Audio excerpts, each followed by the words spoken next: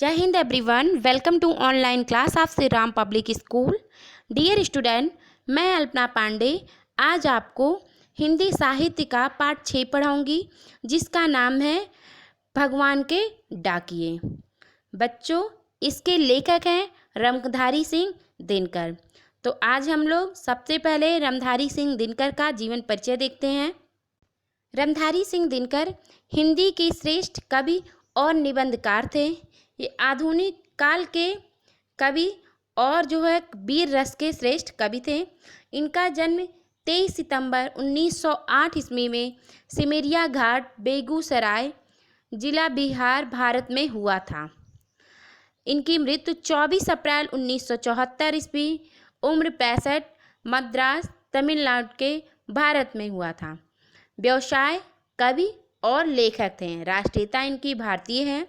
अवधि काल यानी एक इस काल के कवि थे, तो ये आधुनिक काल के कवि थे। इनकी विधा थी गद्य और पद्य, यानी गद्य और पद्य दोनों विधाओं में लिखे हैं। विषय कविता, खंड काव्य, निबंध और समीक्षा। साहित्यिक आंदोलन इनका था राष्ट्रवाद और प्रगतिवाद। उल्लेखनीय कार्य इनका है, यानी इन्होंने जो रचनाएं लिखी हैं: कुरुक्षेत्र, रश्मि रथी, उर्वशी, हुंकार, संस्कृति के 4 अध्याय, परशुराम की प्रतीक्षा, हाहाकार। उल्लेखनीय सम्मान है 1959 में साहित्य अकादमी पुरस्कार, 1959 में पद्म भूषण, 1972 में ज्ञानपीठ पुरस्कार। अब हम आज पाठ को पढ़ना शुरू करते हैं। आइए अब पाठ को शुरू करते हैं। पाठ का नाम भगवान के डाकिए। ठीक है, तो सबसे पहले इसके शीर्षक जो है भगवान के डाकिए, इसी को देखते हैं। डाकिया हम किसे कहते हैं? तो डाकिया हम कहते हैं जो चिट्ठी को या संदेश को पहुंचाता है। ठीक है, तो यहाँ भगवान के डाकिए दिया जा रहा है, यानी भगवान की चिट्ठी और संदेश को कौन लाता है? भगवान का डाकिया। और भगवान का डाकिया यहाँ पे कवि किसे कह रहा है, आइए हम इसको देखते हैं। पक्षी और बादल ये भगवान के डाकिए हैं, जो एक महादेश से दूसरे महादेश को जाते हैं। हम तो समझ नहीं पाते, मगर उनकी लाई चिट्ठियाँ पेड़ पौधे, पानी और पहाड़ बाँचते हैं। ठीक है, तो यहाँ डाकिया जैसा कि बताया, संदेश देने वाला, चिट्ठी पहुँचाने वाला। महादेश, महादेश का अर्थ होता है विशाल देश।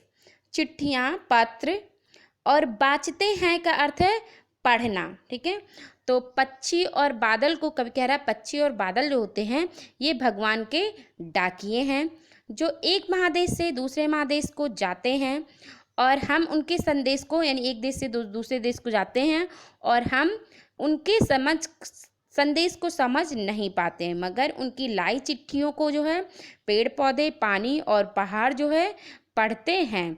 तो कवि का कहने का मतलब है कि जो पक्षी होते हैं, बादल होते हैं, हवा होते हैं, इन्हें कोई भी बांध कर नहीं रख सकता है, और ये एक देश से दूसरे देश को, एक महादेश से दूसरे महादेश में, यानी एक जगह से दूसरी जगह आते जाते रहते हैं, और एक तरह से वहाँ का संदेश लेकर आते हैं। हम तो समझ नहीं पाते, यानी हम उनकी भाषा को नहीं समझ पाते हैं, क्योंकि वे एक देश से दूसरे देश में बहते हुए हवा को हम लोग केवल महसूस कर सकते हैं। उनके द्वारा लाए गए संदेश को इसलिए हम समझ नहीं पाते। उनके द्वारा लाए गए पत्र को पेड़ पौधे, पानी और पहाड़ पढ़ते हैं, यानी पेड़ पौधे, पानी, पहाड़ उनके द्वारा लाए गए संदेश को सुनते हैं। जैसे एक देश का पानी जो होता है वो दरिया बनकर दूसरे देश में बहता है। ऊंचे ऊंचे पहाड़ जो होते हैं वे प्रकृति होती है, उन्हें हम दूर से ही देख पाते हैं, ऐसा लगता है वे एक देश से दूसरे देश को देखने की कोशिश कर रहे हैं।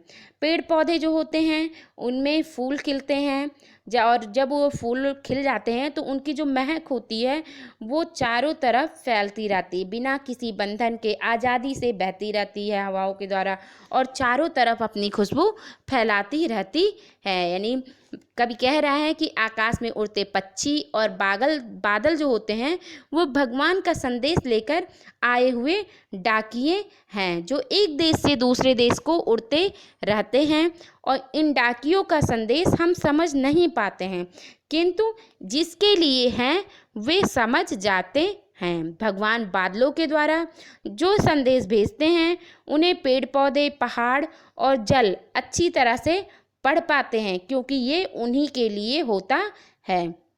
आगे देखते हैं।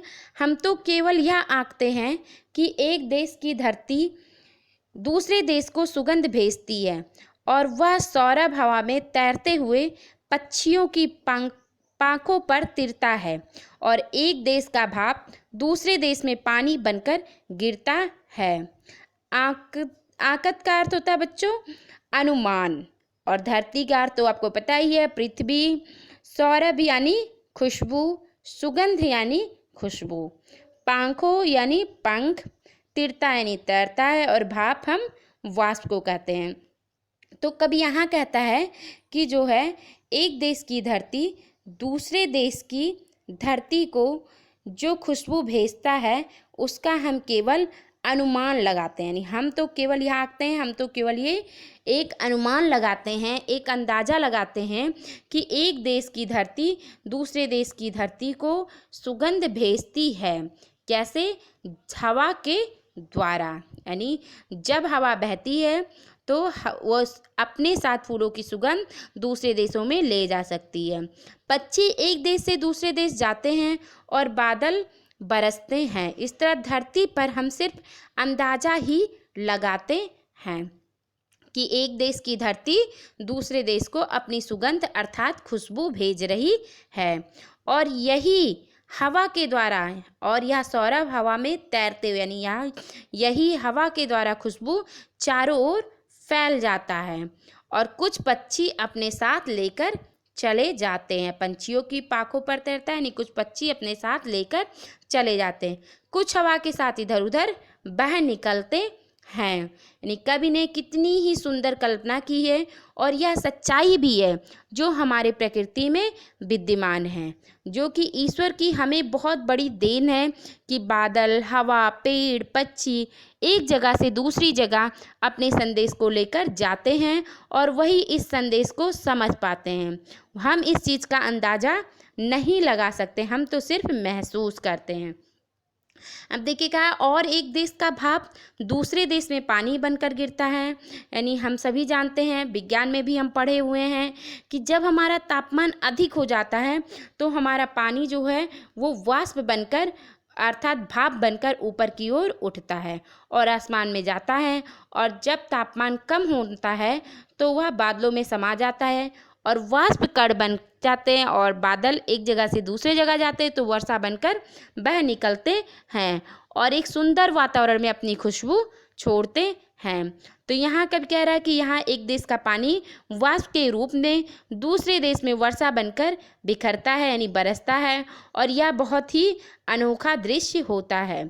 इसे ही कवि ने कहा है कि एक जगह की खुशबू जो पानी है दूसरे जगह में जाकर बरसता है और हमारा संदेश वहाँ पर पहुँचाता है। यानी कहने का तात्पर्य कवि कह रहा है कि मनुष्य देश को उसकी सीमाओं से जानते हैं, किंतु प्रकृति किसी सीमा को नहीं जानती है। वह अपना वरदान सबको देती है, यानी हर देश को अपना वरदान देती है। सुगंध किसी बंधन को नहीं मानते हैं, वे एक देश से दूसरे देश को उड़ते हुए चले जाते हैं।